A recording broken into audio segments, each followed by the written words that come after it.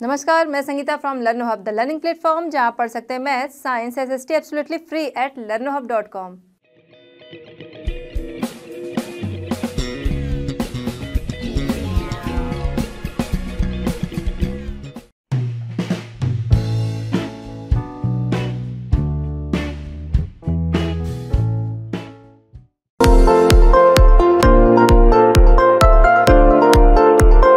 चलिए बच्चों, आज का चैप्टर हम स्टार्ट करते हैं। क्वेश्चन नंबर 1 हमारा मल्टीपल चॉइस क्वेश्चंस हैं। Based on the information given below, classify each of the situations and as suffering from water scarcity और not suffering from water scarcity. कुछ इन्फॉर्मेशन दी गई है जिनके बेस पर आपको डिसाइड करना है कि वो जो एरियाज होंगे वो पानी की कमी से प्रभावित होंगे या नहीं होंगे। बच्चों यहाँ पर मैं वाई से शो करूँगी जो कि पानी की कमी से प्रभावित होंगे, और जो नहीं होंगे, नहीं मीन्स नॉट, तो जो नहीं होंगे उन्हें मैं एन से शो करूँगी। बट जब भी आप उन्हें लिखोगे तो आप इसके सामने या इसके नीचे पूरा सेंटेंस लिखोगे, फुल सेंटेंस आप लिखोगे कि वो पानी की कमी से they are suffering from water scarcity और not suffering from water scarcity. But मैं अभी वाई और एन से शो कर रही हूँ। इसमें आइए ए देखते हैं। A region with high annual rainfall, ऐसा क्षेत्र जहाँ पर हाई एनुअल रेनफॉल है, जहाँ पर बारिश ज़्यादा हो रही है, वो पानी की कमी से प्रभावित नहीं होंगे, उन्हें पानी की कमी नहीं होगी, they are not suffering from water scarcity. तो ये वाटर स्कैर्सिटी से सफ़र नहीं करेंगे, तो हम इसे नॉट एन से शो करते हैं, एन से। नेक्स्ट हम आते हैं बी। बी है a region having high annual rainfall and large population, जहाँ पर हैवी रेनफॉल है बट लार्ज पॉपुलेशन है। अब पॉपुलेशन ज़्यादा है तो फिर पानी की ज़रूरत भी उतनी ही ज़्यादा होगी।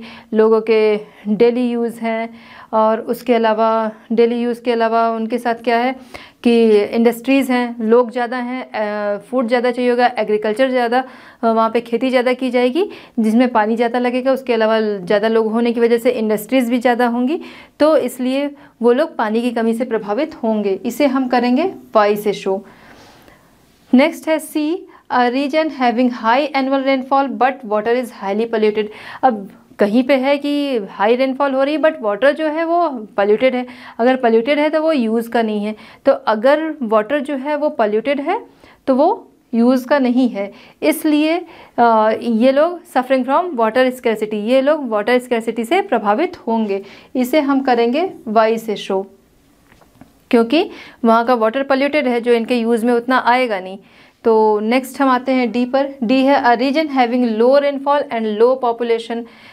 ऐसा रीजन, ऐसा क्षेत्र जहाँ पर लो रेनफॉल है एंड लो पॉपुलेशन है, तो वहाँ पर वो लोग not suffering from water scarcity. हम इसे शो करेंगे एन से। क्यों? क्योंकि वहाँ की पॉपुलेशन कम है। अब जब पॉपुलेशन कम है तो उनको उनके डेली नीड्स जो हैं उसमें भी वाटर जो है उतना ज़्यादा नहीं चाहिए होगा। उसके अलावा लोगों के कम होने की वजह से फूड उतना ज़्यादा नहीं होगा, एग्रीकल्चर उतना ज़्यादा नहीं होगा, तो एग्रीकल्चर में भी पानी की ज़रूरत उन्हें कम लगेगी। उसके बाद इंडस्ट्रीज़ हैं, तो लोग कम होने की वजह से इंडस्ट्रीज़ भी कम होंगी, तो पानी वहाँ पे कम लगेगा। तो यहाँ पर a region having low rainfall and low population, तो इसे हम करेंगे एन से शो, क्योंकि वो लोग वाटर स्कैर्सिटी से प्रभावित नहीं होंगे। तो आई होप बच्चों कि ये जो डाउट्स हैं आपके ये क्लियर हो गए होंगे और आप इसका आंसर अच्छे से लिख सकते हैं। चलिए बच्चों, अब हम देखते हैं क्वेश्चन नंबर 1 का सेकंड क्वेश्चन। क्वेश्चन हमारा है which one of the following statements is not an argument in favour of multipurpose river projects. कुछ स्टेटमेंट्स दिए गए हैं, इनमें से कौन सा मल्टीपर्पज प्रोजेक्ट्स के फेवर में नहीं है। आइए देखते हैं। फर्स्ट इसमें हमारा है ए, मल्टीपर्पज प्रोजेक्ट से bring water to those areas with suffer from water scarcity. तो मल्टीपर्पज प्रोजेक्ट्स जो होते हैं वो उन एरियाज़ में वाटर उनकी वजह से आता है जहाँ पर लोग पानी की कमी से जूझ रहे हों, तो ये स्टेटमेंट इसके फेवर में है। नेक्स्ट हम देखते हैं, हमें देखना है कौन सा इसके फेवर में नहीं, मल्टीपर्पज प्रोजेक्ट्स के फेवर में नहीं है। आइए देखते हैं। नेक्स्ट बी है multipurpose projects by regulating water flow help to control floods. Multipurpose projects जो हैं वो वाटर फ्लड जो आता है उसे कंट्रोल करते हैं, तो ये स्टेटमेंट भी उसके फेवर में है, क्योंकि मल्टीपर्पज़ प्रोजेक्ट्स जो होते हैं वो इन्हीं पर्पज़ से बनाए जाते हैं, तो ये भी हमारा आंसर नहीं होगा। नेक्स्ट हम देखते हैं C, multipurpose projects lead to large scale displacement and loss of livelihood. Multipurpose projects जो हैं उनकी वजह से बहुत सारे लोग हैं उन्हें अपनी जगह छोड़नी पड़ती है, और उनकी जीविका जो है वो छिन जाती है, मतलब उनकी जो रोजी रोटी होती है वो छिन जाती है। तो ये जो है स्टेटमेंट, ये स्टेटमेंट उसके फेवर में नहीं है, क्योंकि मल्टीपर्पज़ प्रोजेक्ट से बाकी जो स्टेटमेंट्स हैं वो उससे फ़ायदे हो रहे हैं, बट ये जो है उसके फेवर में नहीं है। तो जो हमारा राइट आंसर होगा वो ऑप्शन सी होगा कि मल्टीपर्पज़ प्रोजेक्ट के फेवर में ये नहीं है, इसलिए ये हमारा राइट है। अगर हम डी भी देखना चाहें तो डी हमारा है multipurpose projects generate electricity for our industries and our Holmes.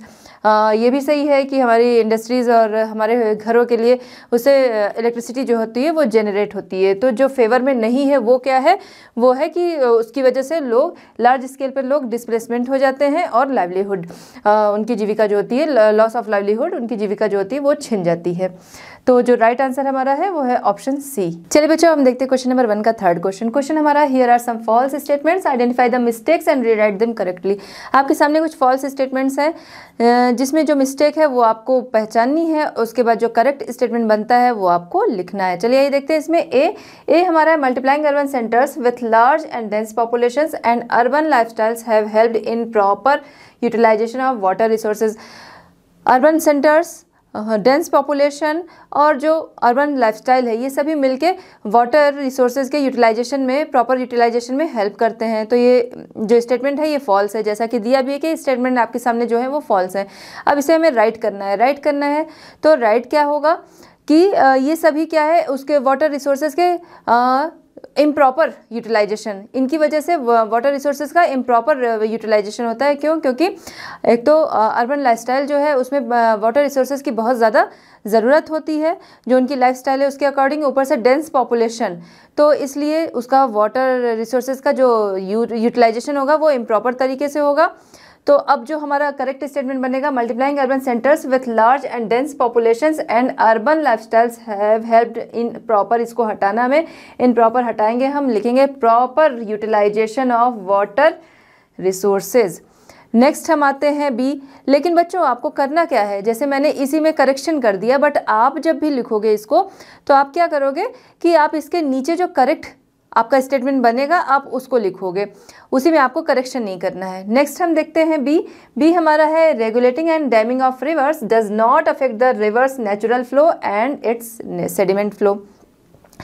Damming जो होती है उसकी वजह से जो रिवर्स का नेचुरल फ्लो है या सेडिमेंट्स फ्लो है वो अफेक्ट नहीं होता है इस स्टेटमेंट के अकॉर्डिंग, बट वो अफेक्ट होता है, बहुत ज़्यादा होता है। क्यों? क्योंकि रिवर्स एक तरह से बंद सी जाती हैं, जिसकी वजह से जो उनका नेचुरल फ्लो है वो नहीं हो पाता है।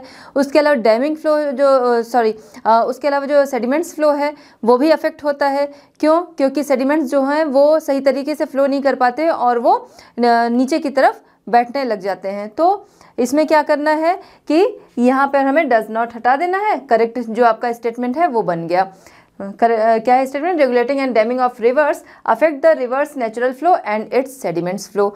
नेक्स्ट हम आते हैं सी हमारा है in Gujarat the Sabarmati basin farmers were not agitated when higher priority was given to water supply in urban areas particularly during droughts. अब क्या है कि जो साबरमती के गुजरात में साबरमती के जो फार्मर्स थे वो जब सूखा पड़ गया था, जब ड्रॉट्स का टाइम था, तो उस समय पे जो वाटर सप्लाई थी वो अर्बन एरियाज़ में की जा रही थी बजाय उनको देने के, जिसकी वजह से वो आक्रोशित नहीं थे, एजिटेटेड नहीं थे। तो ये जो स्टेटमेंट है ये फॉल्स है। क्यों? क्योंकि इसकी वजह से उन्होंने बहुत बड़ा विद्रोह किया था, वो बहुत ज़्यादा एजिटेटेड थे। तो यहाँ पर हम क्या करेंगे, वर नॉट में से नॉट हटा दिया, जो करेक्ट आपका स्टेटमेंट है वो बन गया in Gujarat the Sabarmati basin farmers were agitated when higher priority was given to water supply in urban areas particularly during droughts. तो जो करेक्ट स्टेटमेंट है हमारा ये बना, क्योंकि इसकी वजह से वो बहुत नाराज़ हुए थे कि उनकी फसलों का भी नुकसान हो रहा है और जो वाटर प्रोजेक्ट्स बने हैं उनसे जो वाटर दिया जा रहा है वो अर्बन एरियाज़ में दिया जा रहा है उनकी जगह पे, जबकि ज़्यादा ज़रूरत उन्हें है। नेक्स्ट हम देखते हैं डी हमारा है today in Rajasthan the practice of roof top rain water harvesting has gain popularity despite high water availability due to the Indira Gandhi canals. Indira Gandhi canals बन जाने के बाद जो रूफटॉप वाटर हार्वेस्टिंग सिस्टम था वो ज़्यादा पॉपुलर होने लगा। तो ये स्टेटमेंट गलत है। क्यों? क्योंकि उसकी वजह से जो रूफटॉप वाटर हार्वेस्टिंग सिस्टम जो था, जिसकी वजह से लोग पानी अपना स्टोर करके रखते थे, वो चीज़ उन लोगों ने बंद कर दी, उस तरीके से स्टोर करना बंद कर दिए, क्योंकि उन्हें इंदिरा गांधी कैनाल से ही आसानी से वाटर मिलने लगा। तो जिसकी वजह से वो उस अपनी जो उनका सिस्टम था उसे उन्होंने करना बंद कर दिया।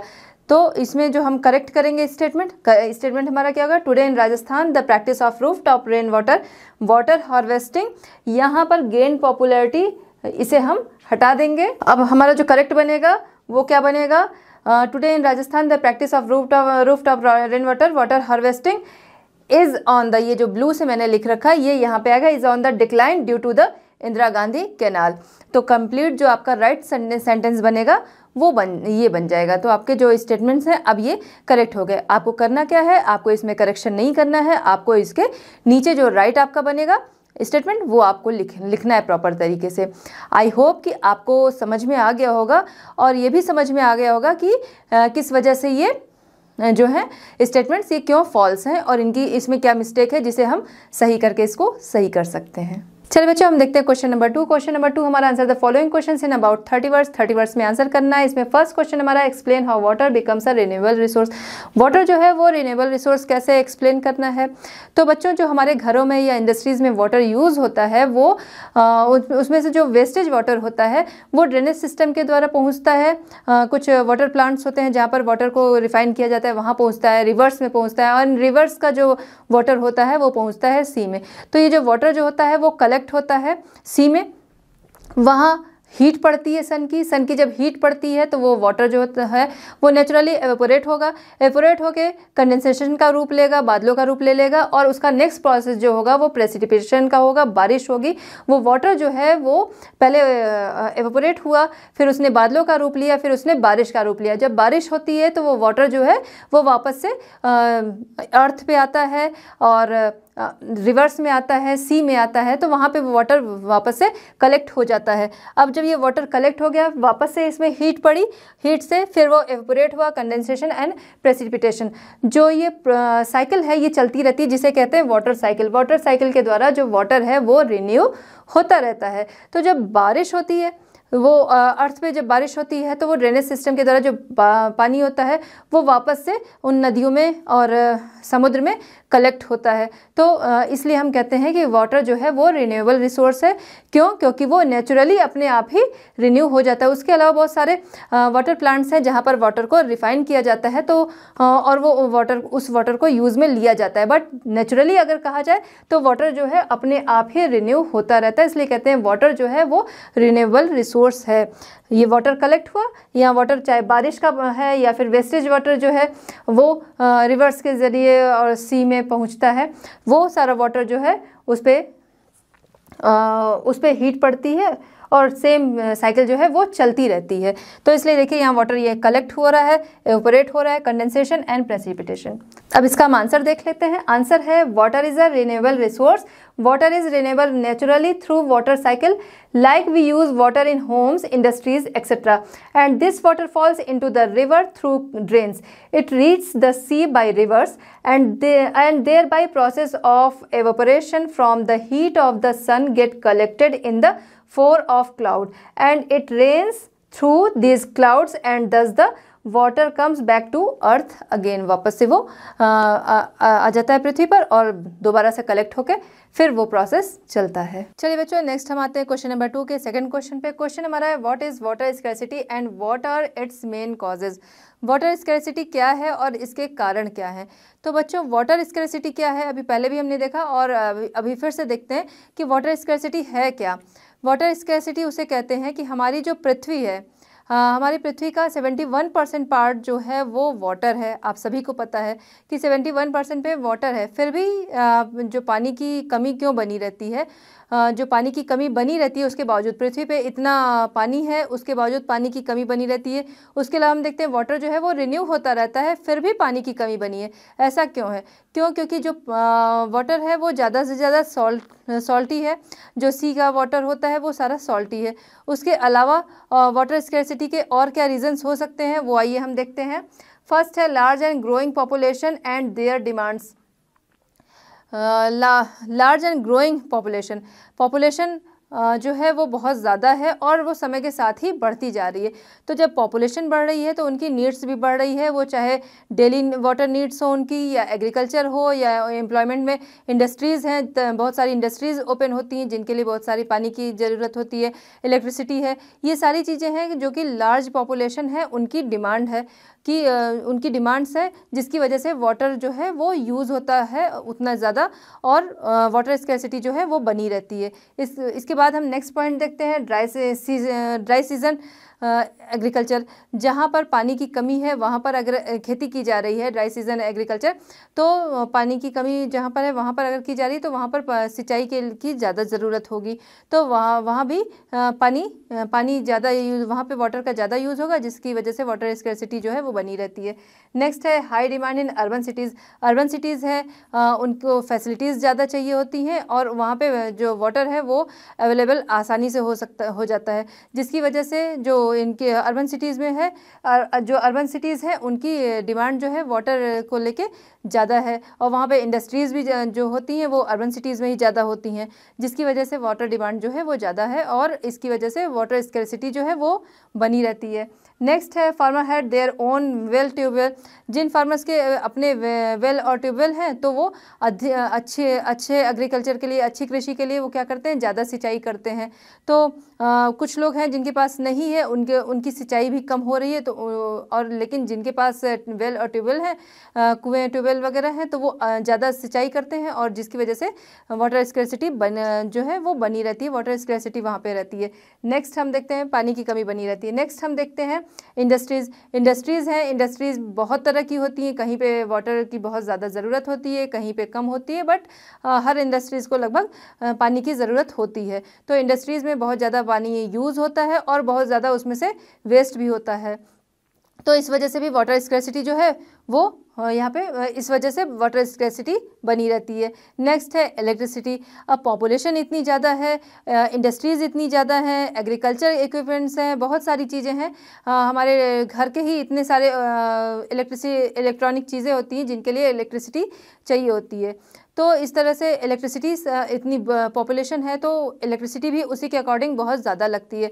अब ज़्यादा इलेक्ट्रिसिटी के लिए ज़्यादा वाटर एंड डैम इन सब की व्यवस्था करनी होती है, तो ज़्यादा इलेक्ट्रिसिटी मतलब हाई पॉपुलेशन जो है वो इलेक्ट्रिसिटी ज़्यादा हाई इलेक्ट्रिसिटी डिमांड करती है, जिसकी वजह से इलेक्ट्रिसिटी के लिए भी वाटर यूज़ होता है और वाटर स्कैर्सिटी जो है इस वजह से भी बनी होती है।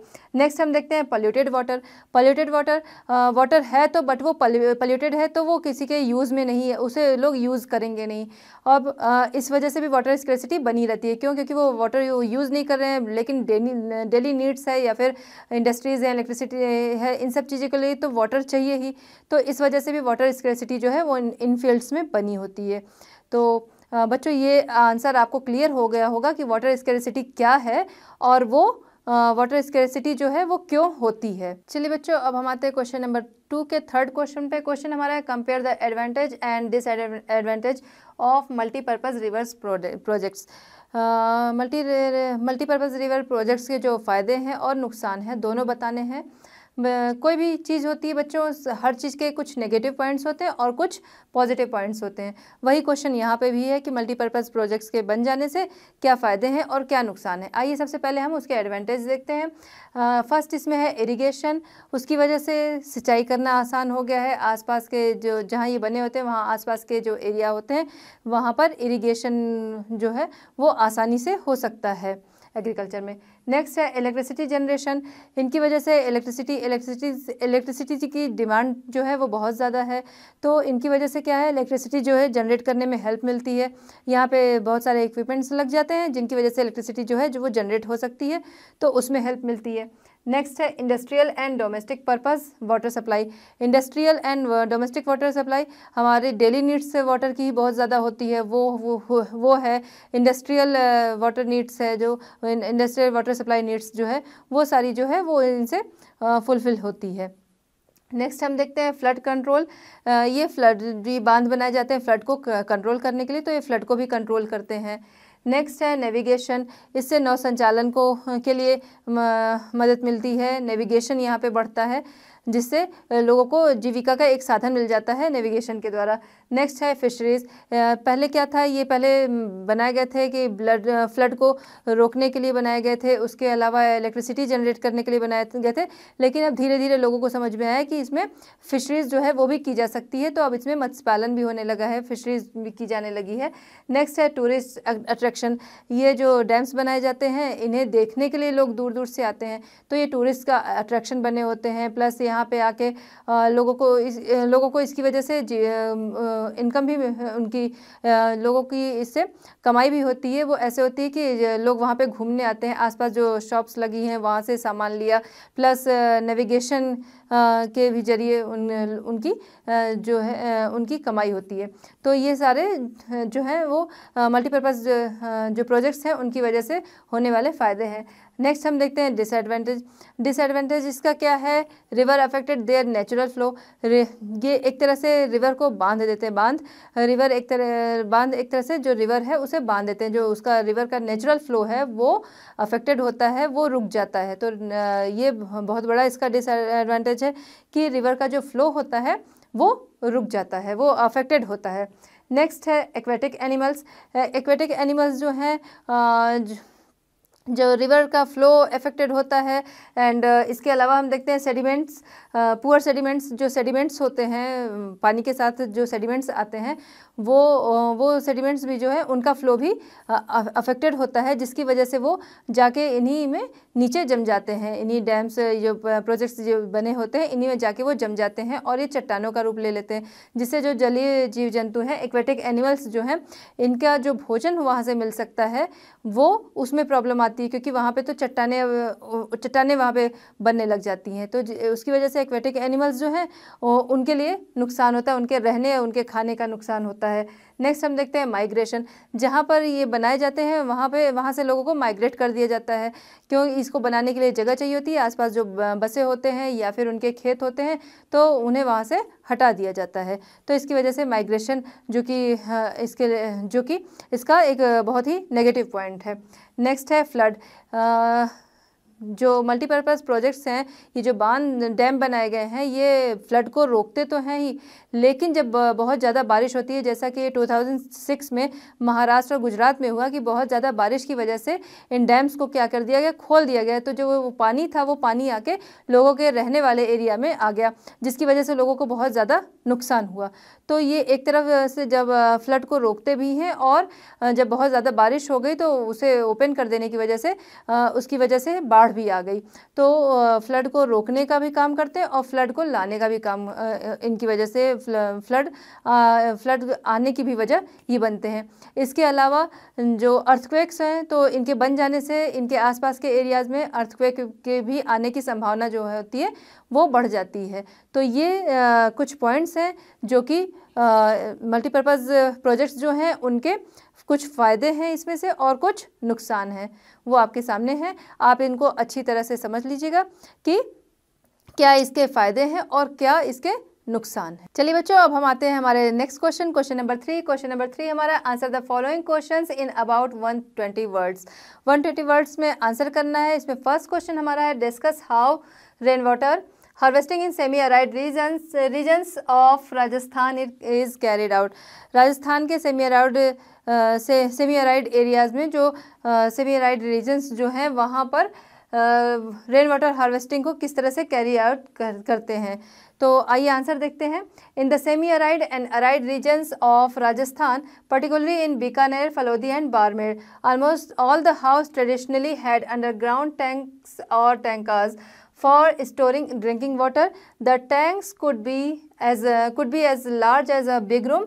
One household in Falodi had a tank. The tankers were part of the well-developed rooftop rainwater harvesting system and were built inside the main house or the courtyard. They were connected to the sloping roofs of the house through a pipe. Rain falling on the rooftop would travel down the pipe and be stored in these underground tankers. The first spell of rain was usually not collected as this would clean the roofs and the pipe. क्या होता है कि राजस्थान के aired और semi aired जो areas हैं वहाँ पर roof top rain water harvesting जो है वो लगभग हर घरों में पाया जाता है। स्पेशली राजस्थान का फलोदी, बीकानेर और बाड़मेर जो एरिया है वहाँ पर लगभग हर घर में ट्रेडिशनली परंपरागत तरीके से बनाया हुआ roof top rain water harvesting system जो है वो पाया जाता है। इसमें क्या होता है कि इसमें अंडरग्राउंड रूम बने होते हैं, जो अंडरग्राउंड रूम बना होता है जो कि काफ़ी बड़े साइज़ का होता है। ये जो अंडरग्राउंड रूम होता है इसमें ये क्या करते हैं, पीने के पानी को स्टोर करते हैं। वो पीने का पानी कहाँ से आता है, जो रेन वाटर है, तो रेन वाटर इसीलिए इसका नाम है roof top rain water harvesting system, क्योंकि जो इनके छतों पर पानी आता है बारिश का उससे जो छत की जो स्लोप होती है उससे ये एक पाइप कनेक्ट करते थे। उस पाइप को जो इनकी रूफ से वो पाइप कनेक्ट होता था रूफ से, उस जो रूम बना होता था अंडरग्राउंड उससे ये कनेक्ट होता था, जिसकी वजह से जो बारिश का पानी होता था वो रूफ टॉप से सीधे वो उस अंडरग्राउंड जो रूम होता था वहाँ आ जाता था और इस पानी को ये ड्रिंकिंग वाटर के रूप में यूज़ किया करते थे। तो इसे टैंक या टैंकास कहा जाता था। टैंकास जो ये रूम्स बनाए गए होते थे। तो ये रूम्स जो होते थे ये ड्रिंकिंग वाटर को स्टोर करने के काम आते थे।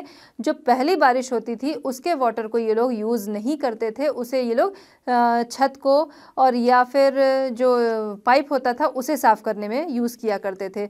और जो ये इनका ये बना होता था ये कनेक्ट होता था इनके आंगन से होता था या फिर जो घर का मेन हिस्सा होता था वहाँ से ये पाइप कनेक्ट होता था उस अंडरग्राउंड रूम से। ये लोग करते क्या थे कि इस अंडरग्राउंड जो रूम इनका बना होता था इससे लगा हुआ एक रूम भी बना लेते थे, जिससे जब ज़्यादा गर्मी हो तो वो रूम जो होता था वो ठंडा होता था, उसे अपने रहने के लिए वो यूज़ किया करते थे।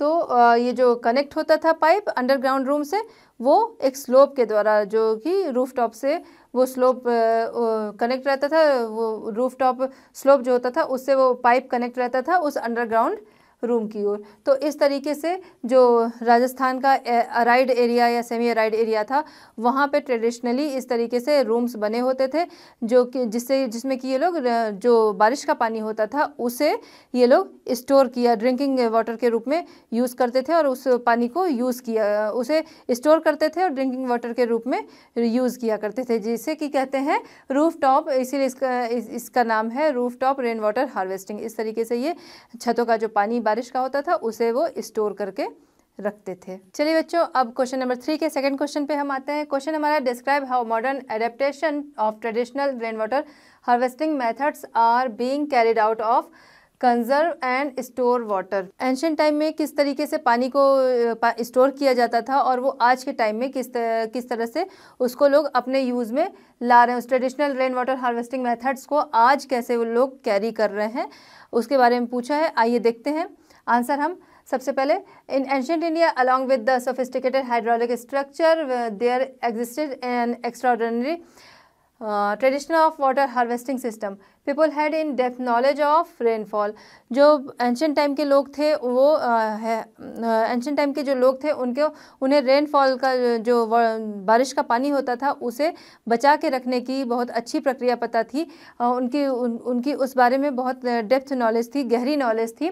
सोफिस्टिकेटेड हाइड्रोलिक स्ट्रक्चर के साथ साथ ही किस तरीके से जो रेन वाटर हार्वेस्टिंग सिस्टम है उसको कैसे अपनाया जाए, उसके जरिए किस तरह से पानी का संचयन किया जाए, वो उस टाइम के लोगों को बहुत अच्छी इसकी नॉलेज थी।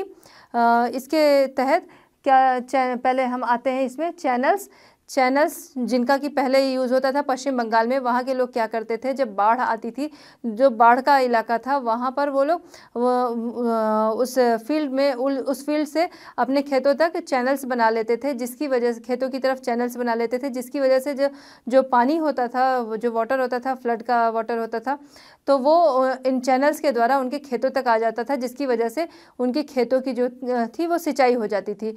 यही चीज़ अभी आज के टाइम में हिमाचल में की जा रही है कि वहाँ भी ऐसे चैनल्स बना दिए जाते हैं जिससे कि उनके खेतों तक पानी आ जाता है और उससे सिंचाई की जाती है। फर्स्ट ये था। सेकंड, किस तरीके से कैरी कर रहे हैं पुरानी रेन वाटर हार्वेस्टिंग सिस्टम को। जैसा कि अभी हमने पहले के क्वेश्चन में देखा था, semi arid and arid regions जो हैं, semi arid and arid regions जो हैं राजस्थान के, वहाँ पे जैसे बीकानेर, फलोदी और बाड़मेर है, यहाँ पर पानी का जिस तरह से संचयन किया जाता था, यहाँ पर ड्रिंकिंग वाटर स्टोर किया जाता था। जो रेन वाटर होता था, रेन वाटर को ये लोग स्टोर करके रखते थे। कैसे करते थे? Roof top rain water harvesting system अपना के जो बारिश का पानी होता था वो एक पाइप लगा देते थे, जो कि और एक अंडरग्राउंड रूम इनके यहाँ बना होता था, जिससे कि वो कनेक्ट होता था। जो बारिश का पानी होता था वो इस पाइप के जरिए उस रूम तक जाता था और इसे वो पीने के पानी के रूप में यूज़ किया करते थे। वही चीज़ आज के टाइम में, अब वहाँ पर तो इंदिरा गांधी कैनाल्स के बन जाने की वजह से वो चीज़ें उन लोगों ने, वो प्रोसेस उन लोगों ने बंद कर दिए, क्योंकि अब उन्हें पानी आसानी से मिल जा रहा है। तो roof top rain water harvesting system जो लगभग हर घरों में होता था वो अब उन लोगों ने छोड़ दिया है। लेकिन कुछ घरों में आज भी है जिन्हें कि नल का पानी नहीं पसंद है। मगर इसे आज कौन कैरी कर रहा है, उसमें हम देखते हैं in Gendathur, a remote backward village in Mysuru, Karnataka. Karnataka के मैसूरू गांव के गेंडाथुर नामक एक मैसूर में गेंडाथुर नामक एक गांव है। मैसूरू में गेंडाथुर नामक एक गांव है, जहां पर villagers have installed in their household roof top rain water harvesting system to meet their water needs. ये क्या करते हैं कि इन्होंने भी जो राजस्थान के अराइड और सेमी अराइड में जो रेन वाटर हार्वेस्टिंग प्रोसेस जो था वो यूज़ करते थे, वही चीज़ इन्होंने किया है कि यहाँ के हर घरों की जो छत है वहाँ से एक पाइप कनेक्ट होता है, जो कि एक अंडरग्राउंड रूम बना होता है, वहाँ पे कनेक्ट होता है, जिसके उससे ये जो वाटर होता है उसे स्टोर करते हैं और जिससे इनकी पानी की जितनी ज़रूरतें हैं वो पूरी हो जाती हैं। इसी स्टोर किए हुए वाटर से ही उनकी पानी की जितनी ज़रूरतें हैं वो कंप्लीट हो जाती हैं। Nearly 200 households have installed this system, and the villages have earned the rare distinction of being rich in rainwater. ये जो गांव है यहाँ पर लगभग 200 घर ऐसे हैं जहाँ पर कि इस प्रक्रिया से, इस प्रोसेस से रेन वाटर जो है उसे स्टोर किया जाता है और इस वजह से रेन वाटर को स्टोर करने के लिए इन्हें ख्याति प्राप्त है कि इस तरीके से रेन वाटर स्टोर करने की वजह से इन्हें रेन वाटर में रिच बीइंग डिस्टिंक्शंस जो हैं वो प्राप्त किए। इन्हें ख्याति मिली है इस चीज़ की कि ये रेन वाटर, ये पूरे गांव के ही लोग जो हैं वो रेन वाटर को स्टोर करके रखते हैं, जिससे उनकी जो पानी की ज़रूरतें हैं वो पूरी हो जाती हैं। तो ये है कि जो चैनल्स हैं या फिर ये जो टैंक्स बनाए जाते हैं, अंडरग्राउंड टैंक्स बनाए जाते हैं, जो कि ऐसी चीज़ें हैं कि पहले के टाइम में भी यूज़ होती थी और आज के टाइम में कुछ लोग जो है वो उन्हें यूज़ कर रहे हैं। उस टाइम की चीज़ आज के टाइम लोग कैरी कर रहे हैं। जो हमने देखा पश्चिम बंगाल की चैनल्स वाली चीज़ थी वो हिमाचल में यूज़ हो रही है और जो राजस्थान वाली चीज़ थी वो कर्नाटक के मैसूरू गाँव के कर्नाटक के मैसूरू में गेंडाथुर गांव के लोग जो हैं वो इस प्रोसेस को अपना रहे हैं। इस प्रोसेस को उन्होंने आज भी अपनाए रखा है। बच्चों, आज का चैप्टर होता है कंप्लीट। आई होप कि आज के चैप्टर के सॉल्यूशंस जो थे उन्हें लेके आपके जो भी डाउट्स थे वो क्लियर हो गए होंगे। मिलते हैं next chapter and next solutions के साथ। कहाँ? At Learno Hub. Learno Hub free है पर बेस्ट है।